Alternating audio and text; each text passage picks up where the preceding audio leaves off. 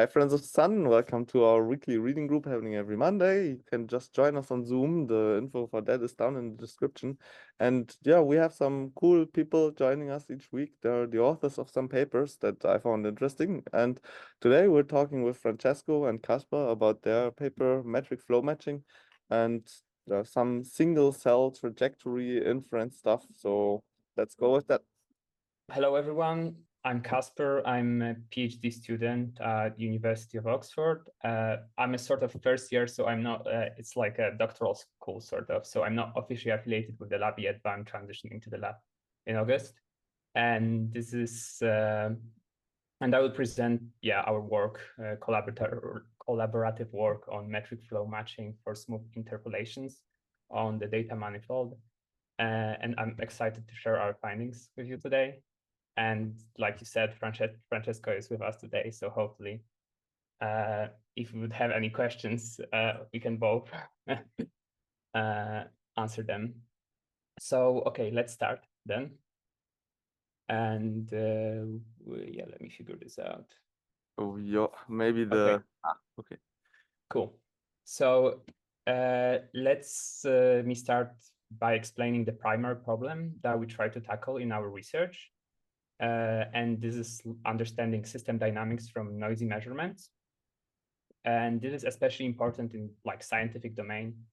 And the main problem in many biomedical applications is the lack of access to complete time trajectories.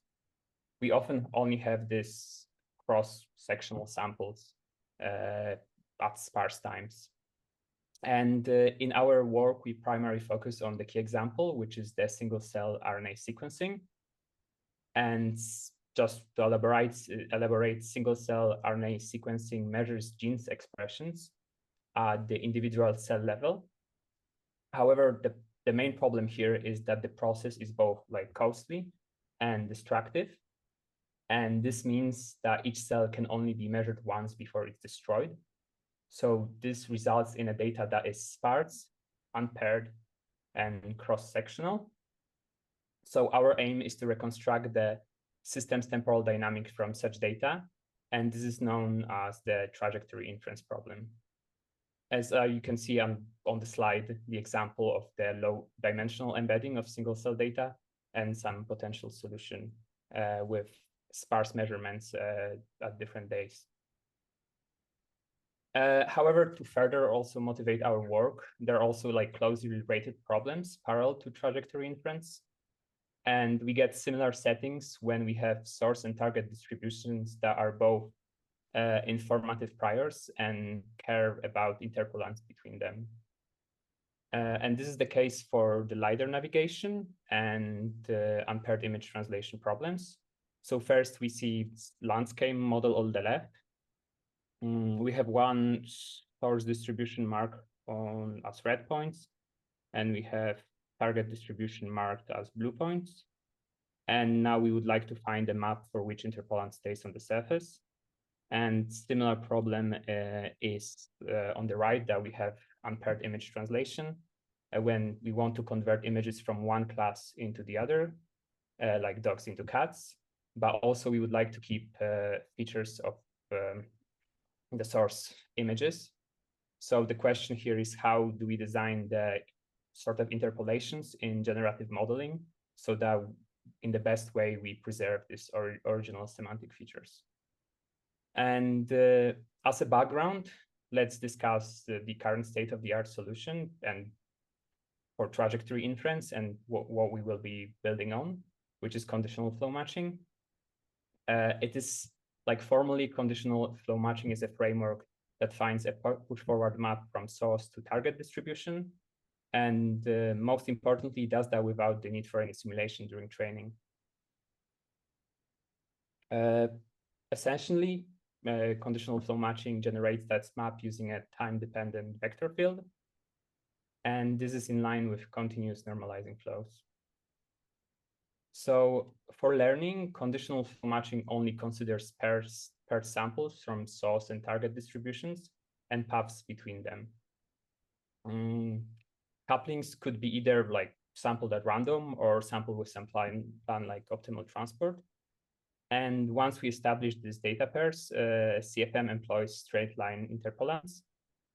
So we can see that from the equation that like at time 0, we recover x0, at time 1, we recover x1, and everything else is just like straight line interpolant in Euclidean space.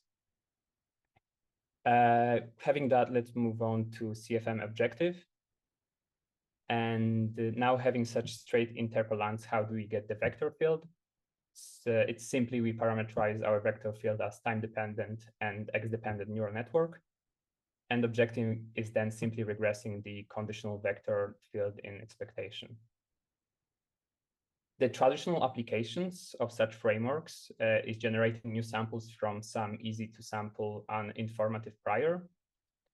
For instance, we generating half moons from 8 Gaussians, or we could generate images from noise. However, our focus in metric flow matching and our work was mainly on trajectory inference problems and related problems. So we address the scenario when both source and targets are informative empirical distributions.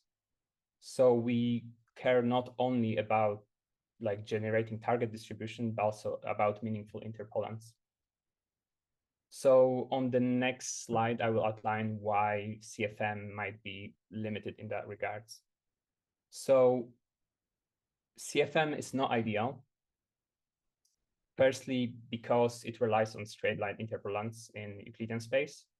While those are simple, that also means they are very restrictive, especially for modeling like complex nonlinear dynamics for real world applications. And secondly, central to our work is so-called manifold hypothesis. So it's the manifold hypothesis like formally states that data arises from some low dimensional manifold, but is actually embedded in higher dimensional space, ambient space, which we have access to and which we observe. And this is true for single cell and many other applications. And conditional flow matching does not even like in any sense consider this that. So as an example, we have an arch that is like embedded in 2 dimensions. So simply just considering straight lines in the Euclidean ambient space, we assign interpolants to lie outside of the manifold, as you can see on the example. And such interpolants are unreachable by underlying dynamics. So we have the trajectory inference problem, and we also know the limitations of CFM. So here are like the building blocks of our work. So firstly, as I mentioned, it's very important to reconstruct trajectories that remain on the manifold and like consider the arch again. So ideally, our interpolants should sort of resemble the blue lines rather than red ones. However, when we're dealing with real-world problems, like unlike simple shapes like arch, we don't really have a precise description of the manifold.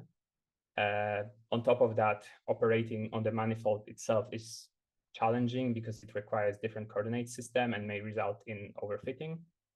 So instead of changing the dimensions, we mainly follow the principle that manifold concentrates around data points, meaning that interpolants should remain close to that data points. And to answer all that challenges, we basically designed metric flow matching.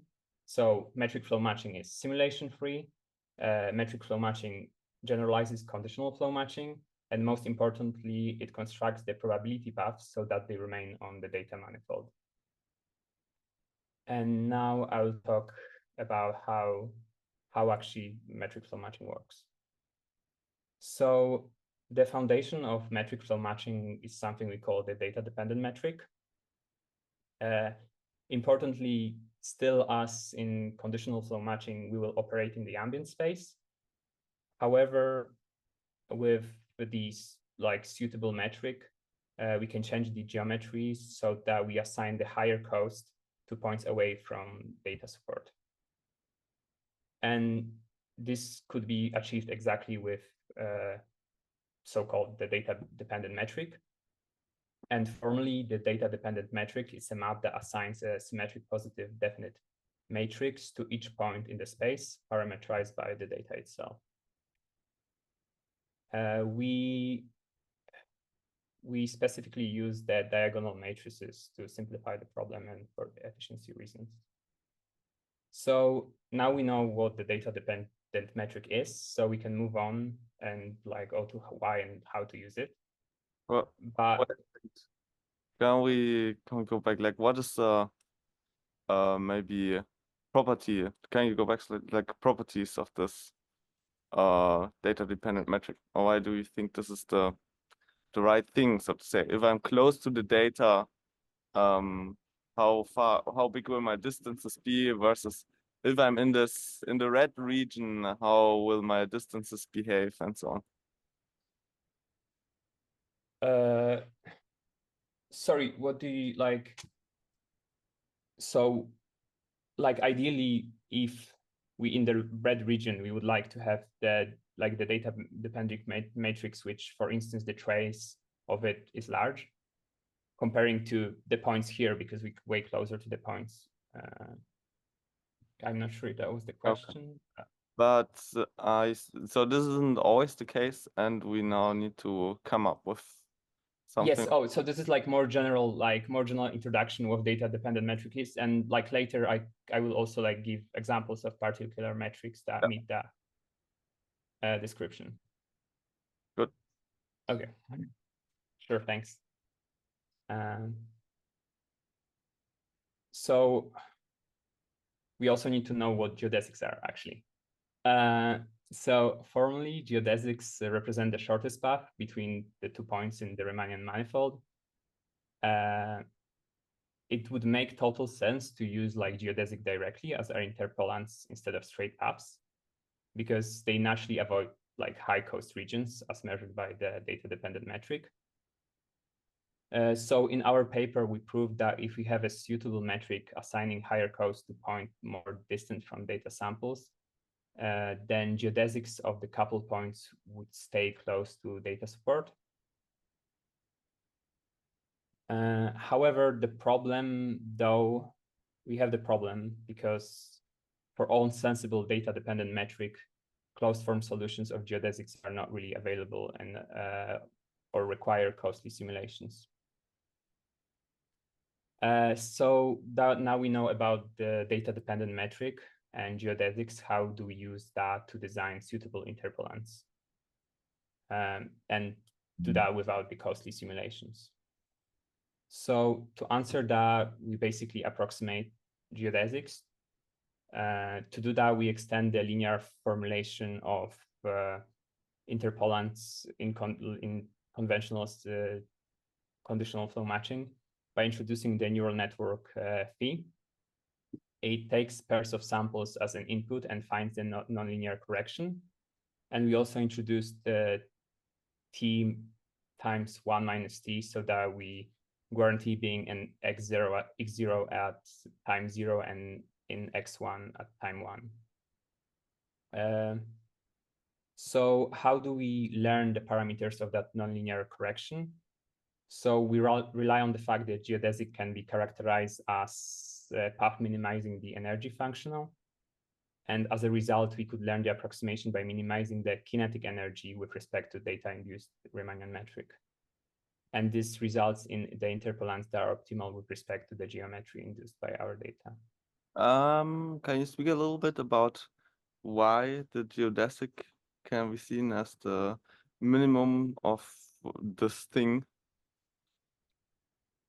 I think it's so if you see this is just like the metric and this is all possible paths. So like the expectation can be replaced with the integral, and it's basically the standard definition of what geodesic is.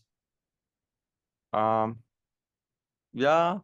So I guess the intuition, like you also call it the kinetic energy. So it's the intuition maybe a little bit. We have our geodesics, like the paths that we go along, or the paths that we choose to go along, and Now we say we want those to be the ones, or do we want this path to be the one that takes the least effort or the minimum energy? Well, the least effort, so the minimum energy when we integrate across, the minimum kinetic energy when we integrate across all of it. So we look sort of at the distances that we make, the distances of the steps that we make each time. No, the velocities. It's velocity, yeah. That we make each time, integrate them up, and that's what we want to minimize. Yes, exactly, because this is basically the velocity, like norm squared, but with respect to the metric. So with respecting the Riemannian manifold, that is like data-dependent Riemannian manifold. No, not really the velocity, more the speed. Is that right? Why is not like kinetic energy velocity? I think the I velocity. mean the manual. velocity. I don't judge me on my physics. Like I think the velocity is like the vector, or the velocity would be the x. The Oh x. yeah. The norm, like norm of norm of the velocity. So this we're like looking for having the minimum speed across the trajectory that we take, and if we take the trajectory with which we can get from one point to the other with the minimum speed integrated across it, then that's the geodesic. And that's also the shortest path. That kind of sounds reasonable. Yeah. Yeah. Cheers. Thank you. Sorry, Kacper, 1 second, if I can yeah. interject. Maybe just to be slightly more accurate. So technically, the definition of geodesic is essentially that integral you see written there, but there is an extra square root. So, what we are using there for the loss is not the actual definition of geodesic, is an equivalent functional that can be minimized to find geodesics. And in fact, this functional is that essentially is the Dirichlet energy of the path. So you're integrating the square, the norm squared of the velocity. So that square, essentially, it's why this is Dirichlet energy, which is basically then harnesses what you're saying. So clearly, in a Euclidean case, if we minimize the Dirichlet energy, we would find straight paths. But now we're minimizing the Dirichlet energy with respect to a non-trivial metric. So just like technically that's the Dirichlet energy. So it's a convex functional because the geodesic, as in the length of the path, would have an extra square root, which we are not using because, of course, it's not important for us. Okay, thank you. And can you maybe skip a few slides forward? Do we have that image again of your interpolants and then the CFM interpolant? If you just skip a few slides ahead, we can see the ahead or like before. Wait. ahead. Actually, on this next slide, I can like I will showcase exactly like what would be the conventional interpolant. Are we talking about like the interpolant itself? I just wanted to see if you have this image again, or if we should rather go back. Then let's just continue. Sorry. Okay.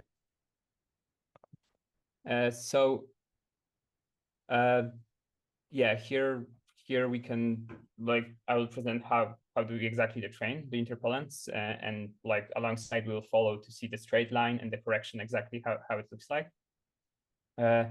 So the first step, this is the first step out of 2 in our framework. The second will be just regressing against the vector. And our goal in this step is to learn the parameters of the nonlinear correction network phi.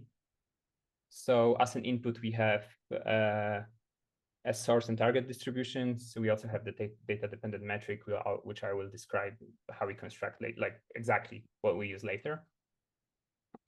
So we get pairs of samples from source and target distributions, most likely sampled with some plan like optimal transport. We also sample times, like uniformly sample times for each of the pairs. And then we have our like traditional linear interpolant from CFM marked as green. And then we have this randomly initialized nonlinear correction vector marked as red. And this results in our initially assigned interpolant marked in purple. because like this is randomly initialized. And then we calculate the corresponding velocity vector in ambient space. So where the derivative of the network will be calculated with autograd. And we use that to calculate the kinetic energy with respect to the data-dependent metric.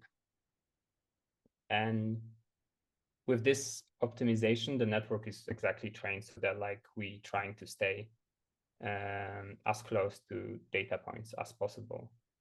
Yeah, and yeah, after convergence, we basically finish this step. And now we'll regress against them, just adapting flow matching to metric flow matching. And yeah, so I've highlighted in red the modifications we've made to adapt it, basically conditional flow matching to metric flow matching. And we simply add like our pre-trained network to both interpolant and its derivative. Then we use the conventional CFM loss, but with respect to the metric. To find our neural network. Yeah. What is going on here now? We're talking now about the flow matching training and not the interpolant. Yes, so this is like that. So we get our interpolants. Then this network, we have the phi network that takes both x0 and x1. And then we have our vector field network that will only take x as 0 as an input during training, like xt. Yeah, actually. So then maybe let's finish let's first talk about algorithm 2. Here we kind of or maybe the more usual thing that we always see, and here we maybe is it a subtlety, when you take the norm, then you now have this G there, so it's the norm under your metric as well.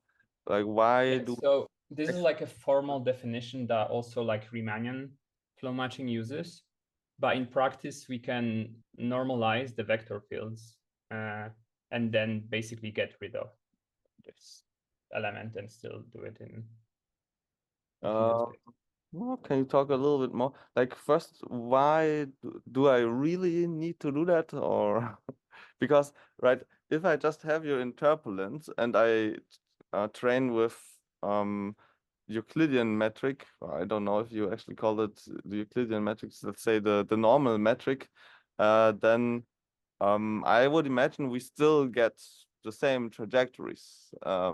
Why wouldn't we get the same trajectories? Sorry, are you talking about the norm remove here, the right? Yeah, let's remove the G. What happens? So in practice we remove the G because this is the same as Riemannian flow matching. So like they also use the same laws, but we have different metric with respect to different metric. And it's basically that the metric can be seen as assigning the importance over the parts of the metric of the path of the interpolation. So like with because we have the metric that will be have like lower, which will have like lower trace in higher density regions, meaning that we actually would assign more coast towards the high density region, which would require from us some like special network initialization to like correct for that, so that like the learning is still correct, but we don't really like if we just normalize it like the vector field by the metric, it's like inverse metric itself, then we basically retrieve the Euclidean norm. But the G isn't just a weighting of the loss, right? It changes the loss, and we reach it changes in a sense that we're gonna have, so if we have basically in practice samples, right? We have xt, single xt. So for given xt, we're gonna have a value assigned by like the diagonal matrix assigned by the metric. And then this basically means that the loss itself, so at this sample, comparing like different samples that we sample across different t's, we will have this different scaling factor that comes from the metric itself. And this walk can be seen as just assigning different importance to different samples at different regions. Okay, so It's you're not, saying it's not it is changing. So like if we're wait. gonna have the single x, it's not gonna like change with respect to that, but it's changed across like the batch and like assigning the importance. Okay, so you were saying so it is just a scaling of the loss. That's what Yes, and like, and also formally, this should be like, this is the correct formalism. Yeah. No doubt. Just trying to intuit what's going on. Yeah. But I'm not sure why. Like, right, our geodesic only influences the. Okay, if we are at a point, then your metric marginal path. Oh, sorry. If you are at a point, then you have this now the derivative of your interpolant, and that gives you some direction and also a scale. Like this direction also has a size, and now your metric only changes the size of that vector, right? Yes. So, but then like you go faster, doesn't it also change how fast you go in your interpolant at certain points of your vector field? Sorry, of your trajectory if you roll out inference. Can I interject 1 second, maybe? Yep. Yes, please. Yeah, so let me try to recap a little bit. So I was half following because I was also like trying to answer in the chat. So okay, so the first step is basically, so okay, let me maybe clarify this preliminarily. So the framework has 2 steps, right? Now the first step, you build trajectories, so interpolants, and the second step is you use flow matching. Now, in general, what happens in practice, or this what should be highlighted, is that the second step of training is just flow matching. And it's basically flow matching where instead of basically like matching the vector field over the straight path, you match it over the trajectories you've learned in the first stage. So that's about it in practice. Now, why there is a metric there is that, so what happens in general is like, because we are making that in the first stage of training, we constructed these trajectories as approximate geodesics. So essentially, we have equipped the ambient space with the metric. The norms should also be weighted by the metric, which is, I think, as you were trying to say, what the metric does essentially is it skews the objective a little bit. Like it assigns different importance to the objective because now the metric is not homogeneous in space. Now, what is a problem of using the metric in the optimization of flow matching? And what Kacper also highlighted is crucial. So even Riemannian flow matching, a little bit like in the appendix, but like for experiments like I think meshes and so on, they essentially do Euclidean optimization. And the reason is because typically the metric is chosen to have a certain inductive bias, right? So in our setting, for example, the metric helps us design interpolants that stay close to the data points.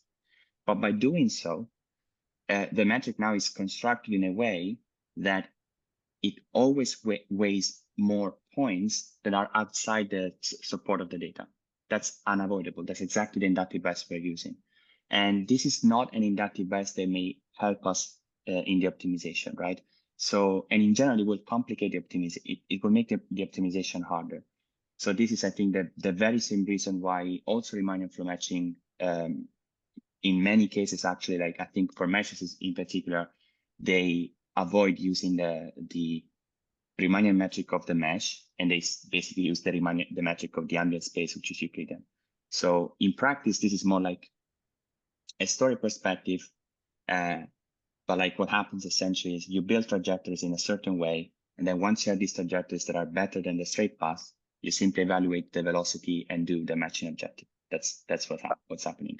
Most of the time, but doesn't that change the speed with which we go across the trajectory? And most of the time, we don't care about the speed with which we traverse the trajectory. But if we're not doing trajectory inference and want to know if at half of the time we are at a certain point, then we would care about the speed. So are there any complications like that? No, I don't think so, because for a very important reason. So the magic here is learned. So there is actually not like the magic is essentially, I mean, probably Kacper will touch upon on that at the end of the call, or like when we discuss more generally the impact of this work or whatnot. It's the Riemannian formalism is nice, but like at the end of the day, what this framework is doing is give me a cost that is basically based on in our setting the data, not the task specifically, and assigns higher cost to certain regions of space. These regions of space should be avoided. Yeah. So that's basically it. And the speed you're referring to, like there is not really like we're nowhere using the metric, for example, to infer the speed in the trajectory inference problem. What you may be thinking of is that having a different metric in the optimization may change the speed at which we converge to an optimal minima, like an optimal vector field. But this is, I don't see it. Not Yeah. the speeds that I mean. But yeah, I guess there's no notion of speed that we could be getting here. Like, right, in your data, you're not leveraging any time information. Like, if we had this margin or our start distribution here or end distribution here, and then the this point here in the middle between it, if it were reached in reality after time 0.1, and then the second step would take time, like the first step takes 1 day and the second step takes 9 days, then this wouldn't be captured at all here, right?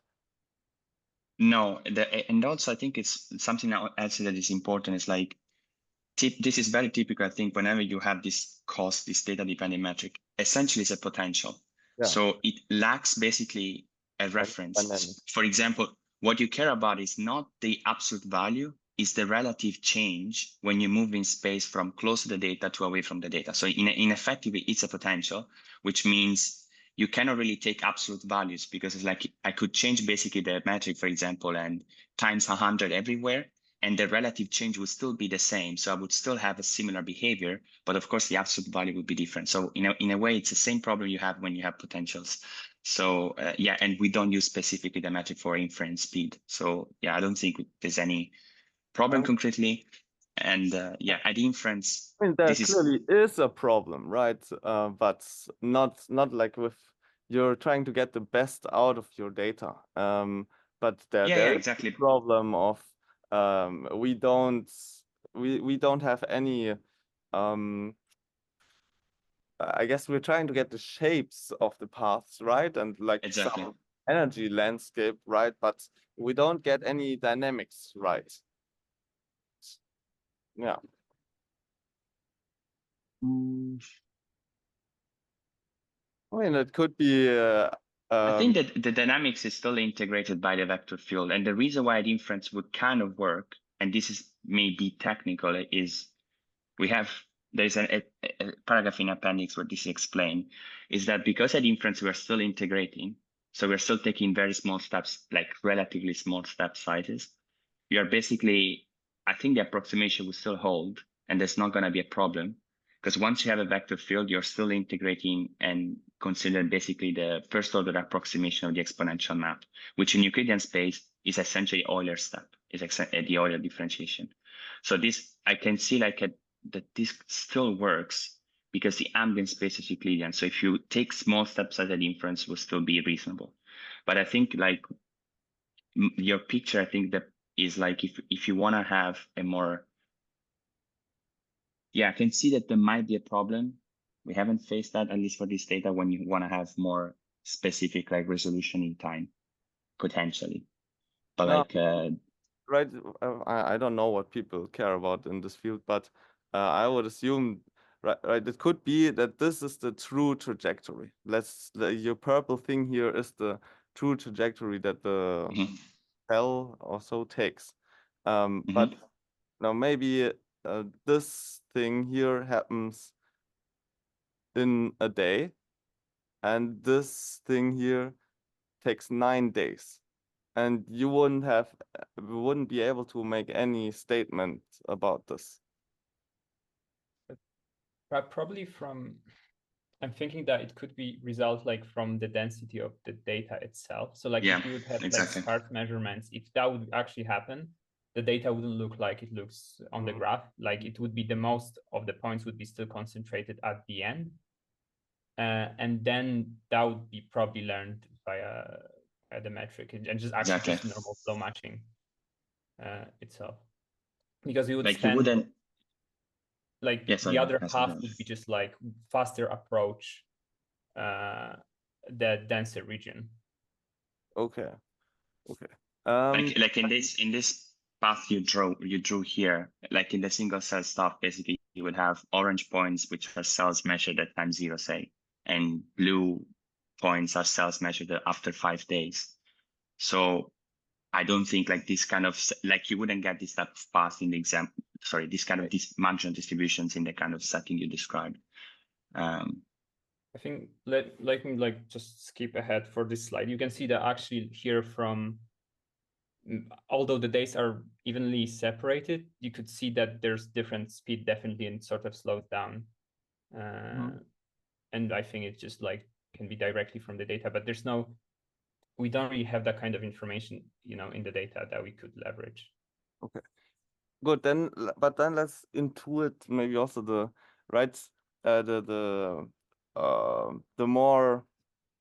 step that's more pertains to this paper. If you go 2 slides back, and let's talk a little bit about the interpolant learning. Is that it? Yeah. Right. So kind of what we have here is we get we maybe are initialized something like this, and then we have our point here, and then here our distances are very big, and our speeds are very large under this interpolant, and then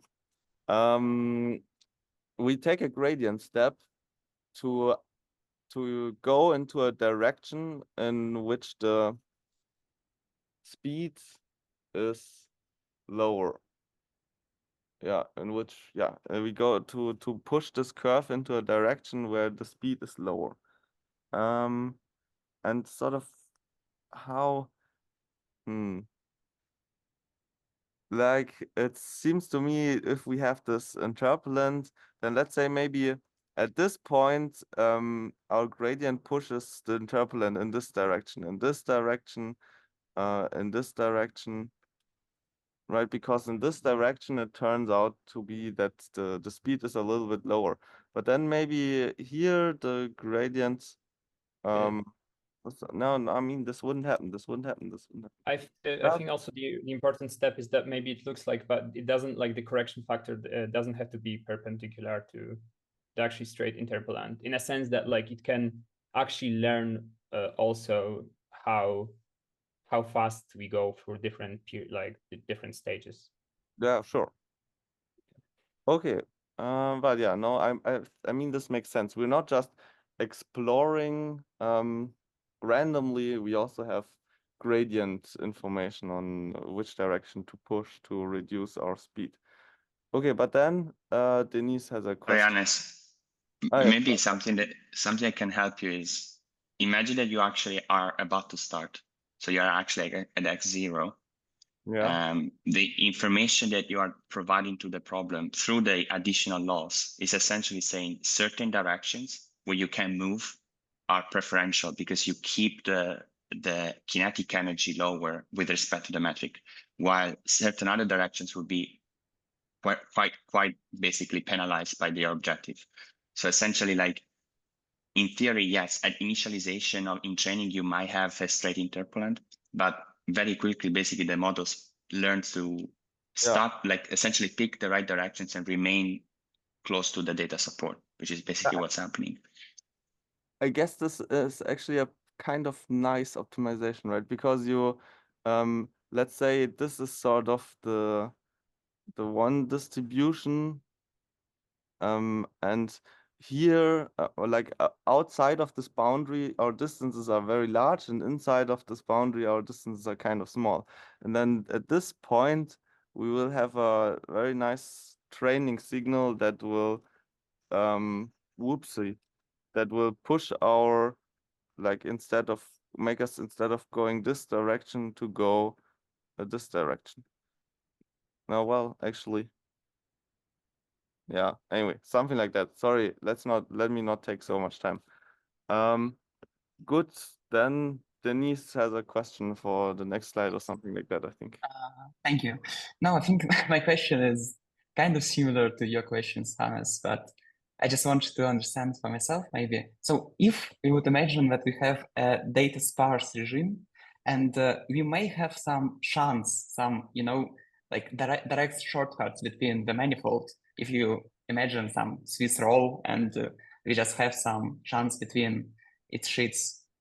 So if I understand correctly, because we are kind of minimizing Dirichlet energy here, we're essentially optimizing for smoothness, and thus we should just remove those chunks, right? We will not detect them because like the main mass of the data points is on the main part of a manifold, so these sparse bridges will simply be completely cut off.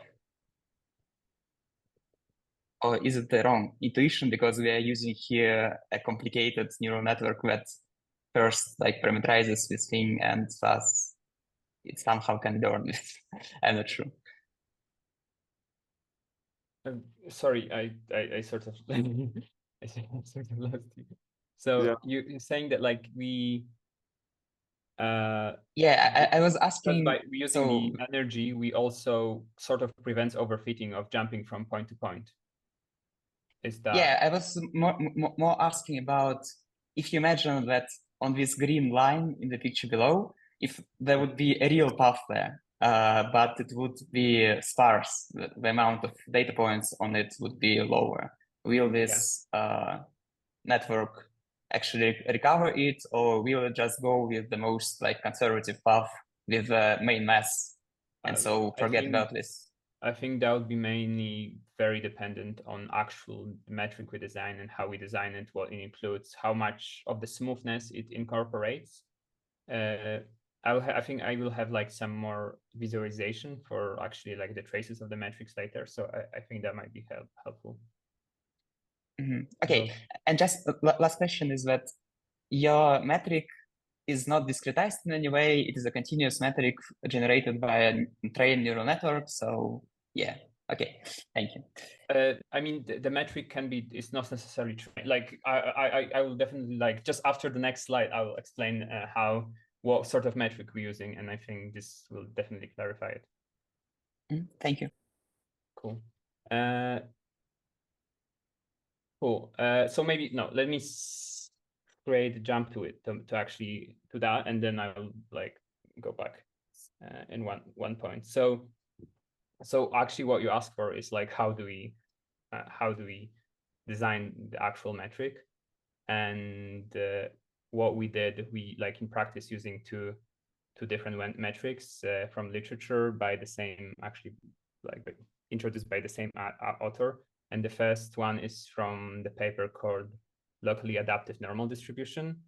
And what we mainly care about in our metric is that, for instance, the trace or basically diagonal entries increase as distance from data support increases.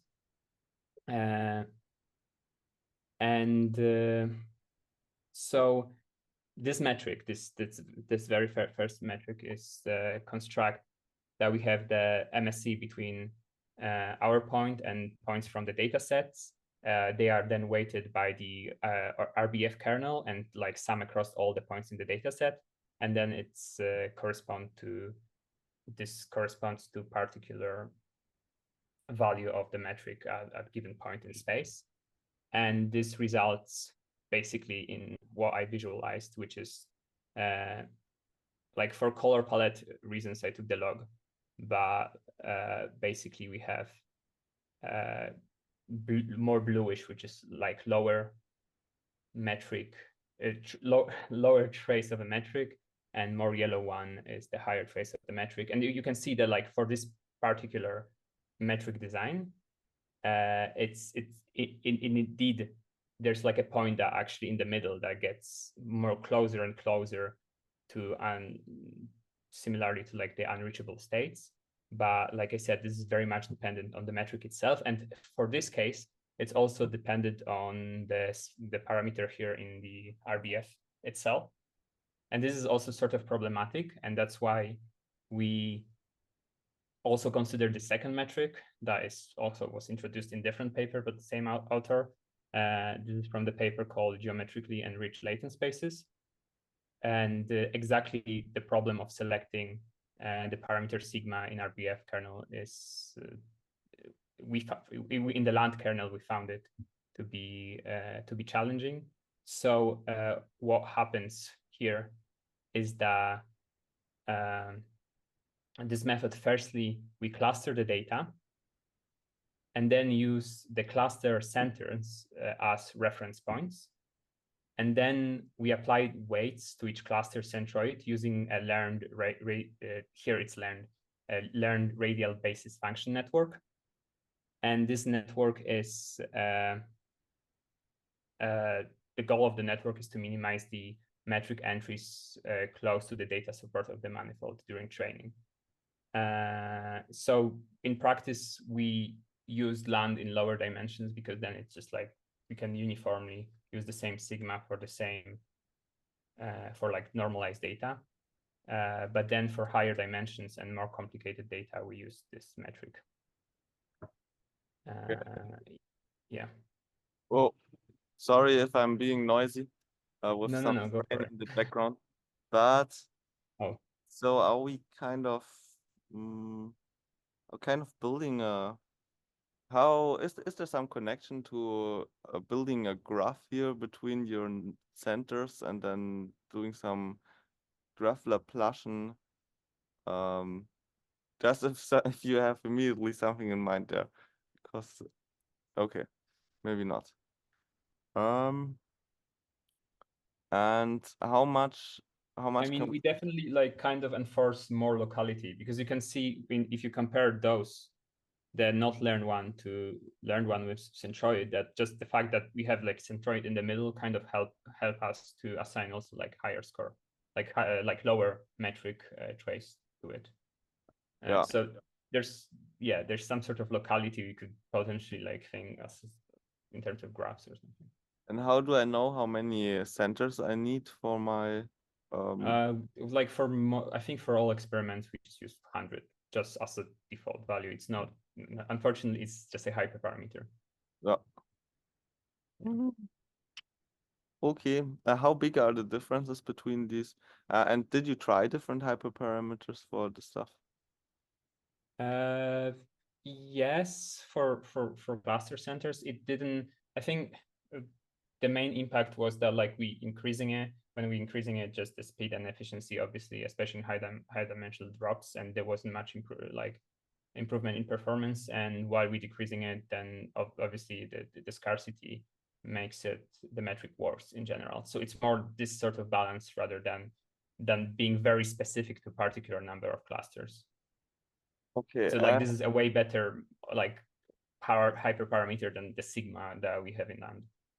I think to get some understanding, maybe it's useful to think about what happens if we, like, how does this correspond to just putting some Gaussians around all of our data points and then saying close to our data, our distance is small, and far away from our data, the distance is big.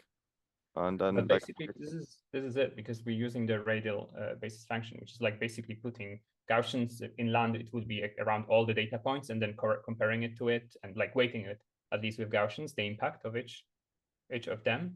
But in RBF, it's and like but I mean this is the difference, right? That you put it around cluster centers or you put it around data.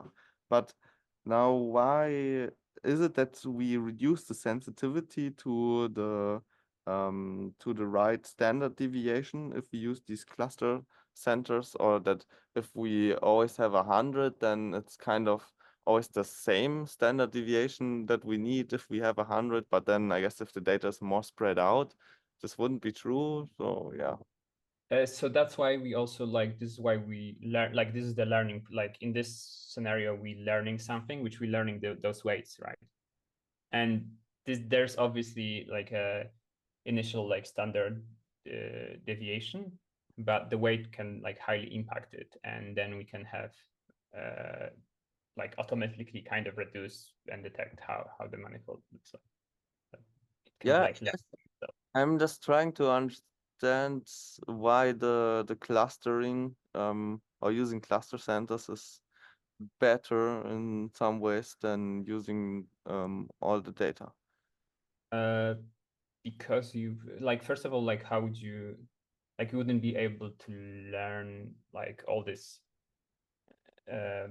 kind of overfitting issue, I think, to data points, and exactly the fact that it's collected at sparse times. So we naturally will have in an arch problem, we'll have a part that is of the lower density, but still the data points will be there. Right. And then and then the fact that we are able to learn something with clusters, it's and obviously more efficient, way more efficient. Yeah, okay, good. So that would be about actual metrics. I skipped one slide, which was the comparison, the main points. I think we also got asked down on Twitter, so I think this is important that we talked about this a bunch, right? So maybe. Yeah. So we wanted to just for clearer picture of our framework to actually compare it the other extension of the flow matching, which is Riemannian flow matching. And in principle, Riemannian flow matching extends traditional flow matching to train the normalizing flows on manifolds. And just to make a clear distinction, so we have firstly our approach relies on a metric directly induced by the data, as I just described. But in contrast, for Riemannian flow matching, the user of the framework, whoever actually uses the framework, has to provide a given metric, and that is usually independent of the data. And second point is that we developed the metric flow matching without the need for simulations and without requiring the closed form geodesics. But and this results in complexity very similar to just conditional flow matching. And in contrast, the Riemannian flow matching, we either are given the closed form solution for the geodesic, which is not necessarily common, or if we don't have them, we need to perform simulations, which is very expensive. But I believe there's also to be fair, from both of these points, we can see that there are different sort of applications for both. Okay, and I think that would be it about the metric flow matching, because we covered how we designed the metric, which is this either land or RBF.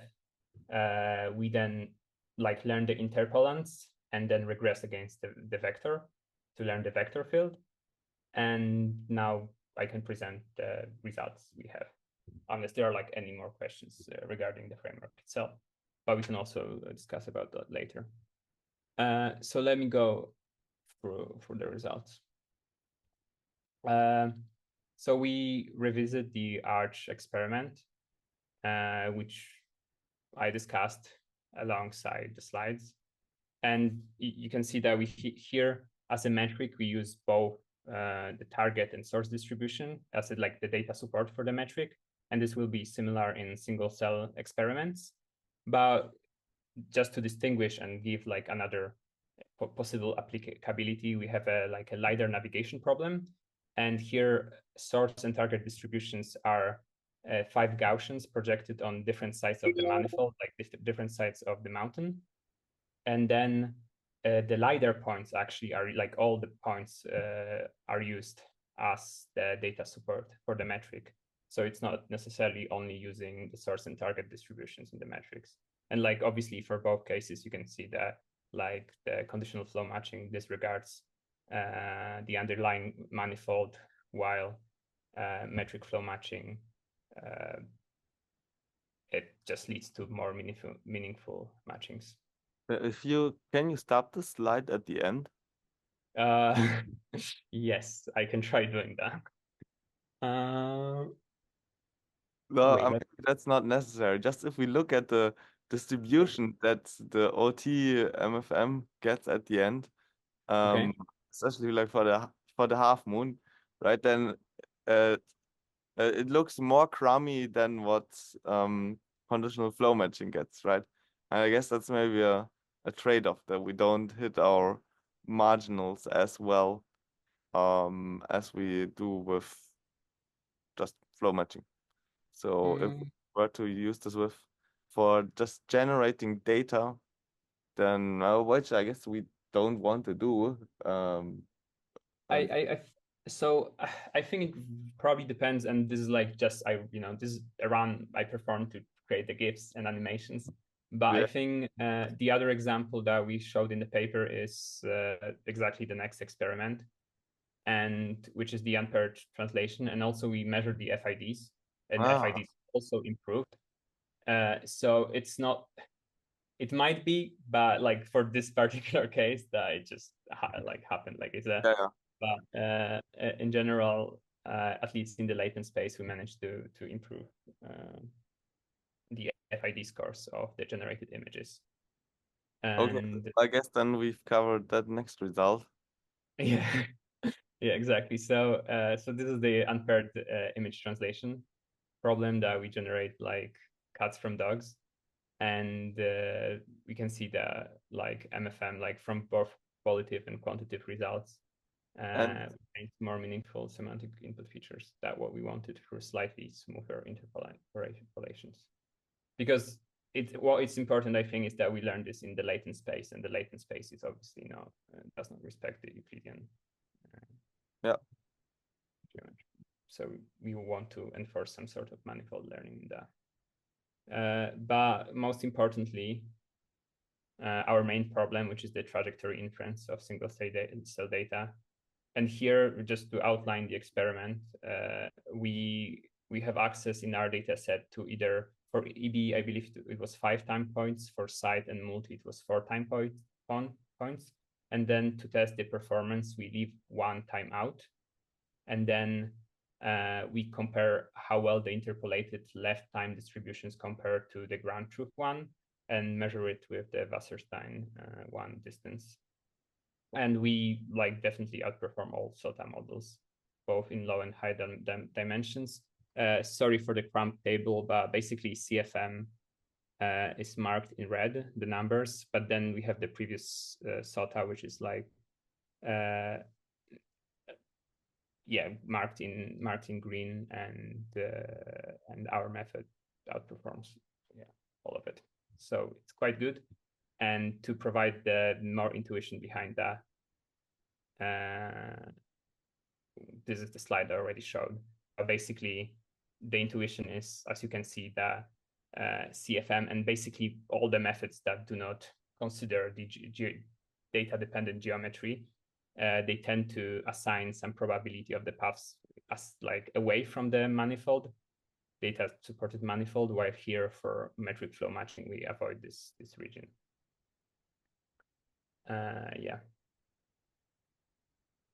So just to sum up, the most important messages from the presentation, this will be that metric flow matching is simulation free.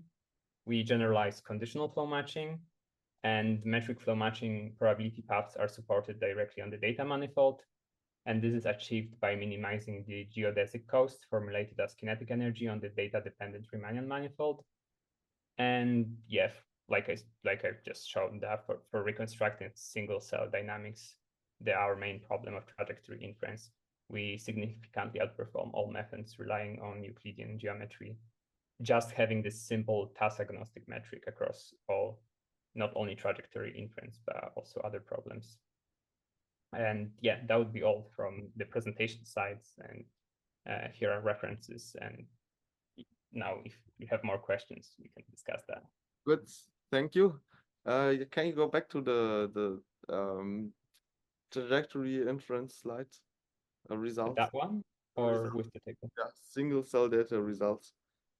So where you put, yeah, what's the 5 dim, 100 dim thing here? Oh, so usually in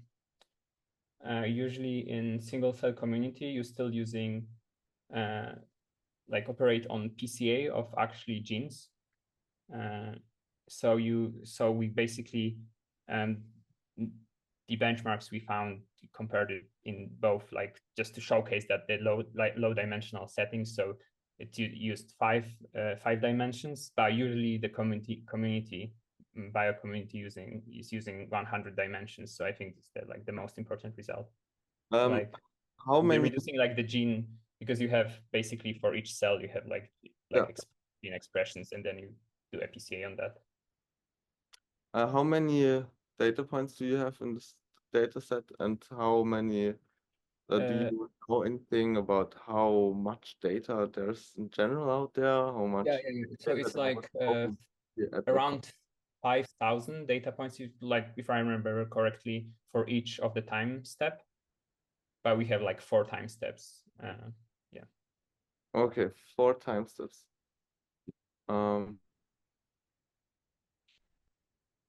Yeah, and do you have any notion about the other things? Sorry, which things? Like the question was, do you know like how many data points in this data set? How many data? How much data is out there publicly? And yeah, do you have any idea how much data there would maybe be at some companies? Oh, I have no idea about that. I'm sorry. Okay. Do you have any other questions that someone wants to ask? And if not, Francesco, you've been taking care of the chat a lot. You maybe want to summarize a little bit what are the most interesting points that came up there. If there's something that you No, completely useless question. No, I'm joking. So so what are the main points? I think maybe okay. So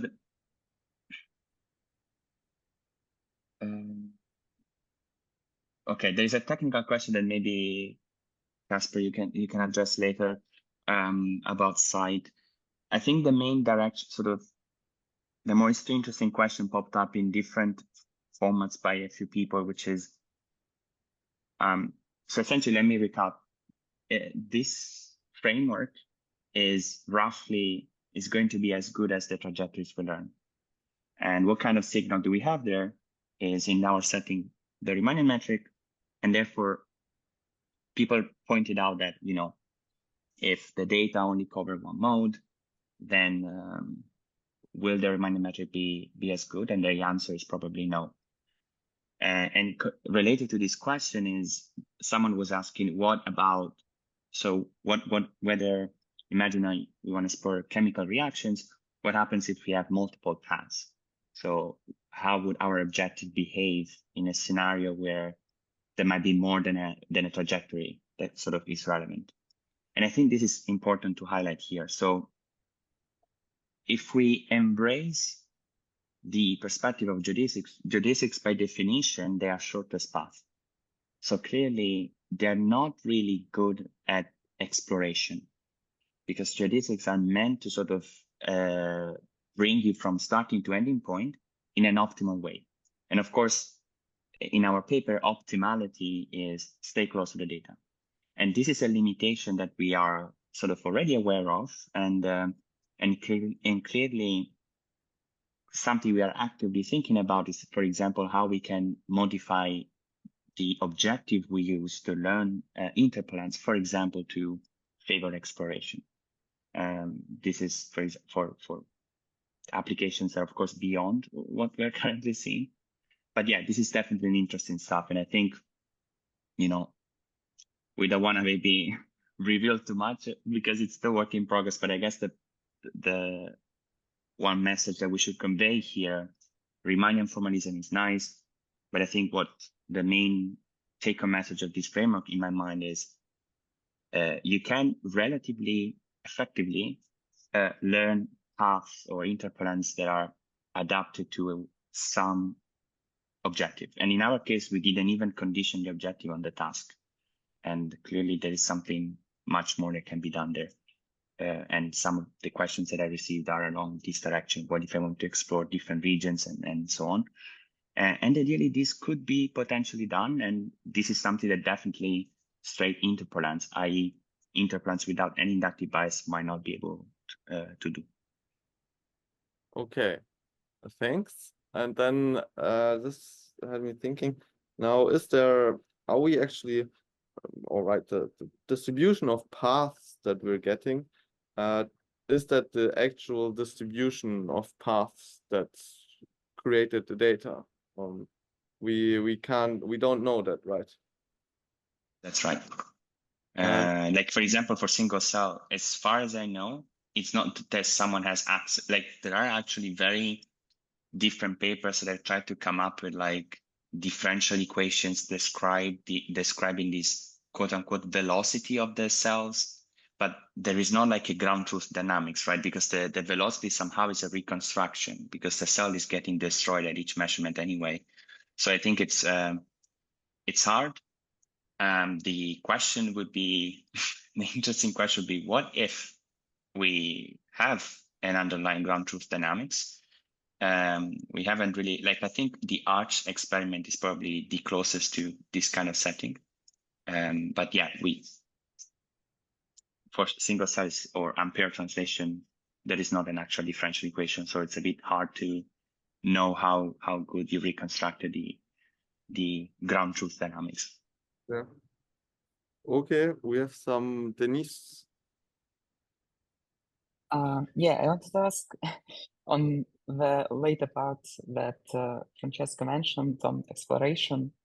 So maybe it's a bit too abstract question, but can it be beneficial to essentially lift the space of encodings from like Riemannian, but still essentially encoded with just a vector to something of higher nature, like sheaves, or maybe like some algebra that internally has geometric priors, in order to essentially make, well, this goes already to a bit other direction to exploration, but essentially make a system that can explore and try to preserve some discreteness about the way like data points can interact. So originally, this question about like Mexican head potentials and so on, obviously we can have some symmetries in the data still in the trajectory paths, and they can be exploited, but it's hard to do it with this setup, it seems.